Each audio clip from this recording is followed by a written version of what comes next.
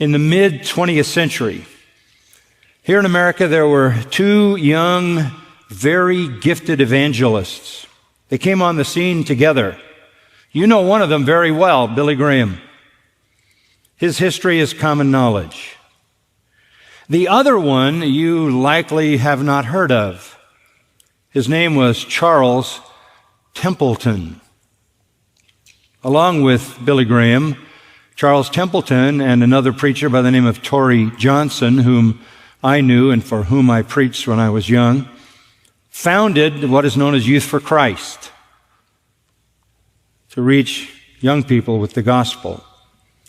It was always said that Charles Templeton was the most gifted preacher. He was intelligent, he was irresistible in his personality, he was winsome, he was effective, he was handsome.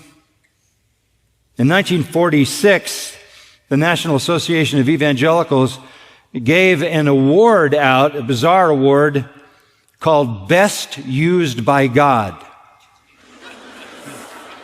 What a ridiculous thing. As if they knew. And they gave it to Charles Templeton. He and Billy Graham began to preach together, and they were called the Gold Dust Twins. Charles Templeton overshadowed Billy Graham. He was more eloquent. He was more brilliant. He was a more polished orator. And the two of them went on a preaching tour to Europe. They went to England, Scotland, Ireland, Sweden, other places. They had a weekly television program that spanned the nation, CBS, NBC, through the 1950s. They were church planners. Charles Templeton was engaged in that. Charles Templeton became a pastor. He held youth rallies with thousands of people. He went to Princeton Seminary. He preached across the United States to crowds of 20,000 people.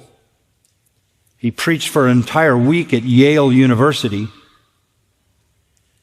Charles Templeton.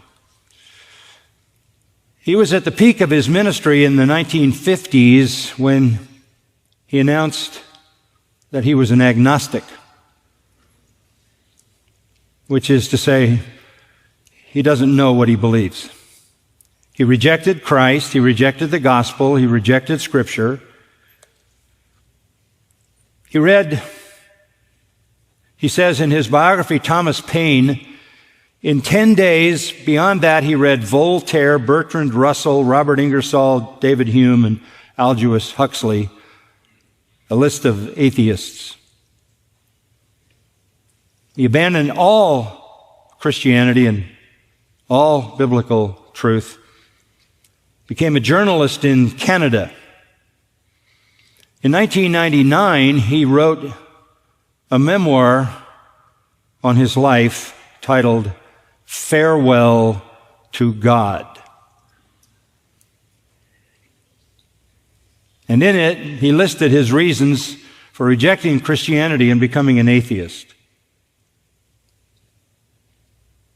He left all ministry at that point in 1957, returned to Canada, stepped into eternal blackness and apostasy, blasphemed Christ for his remaining years, and died in utter unbelief.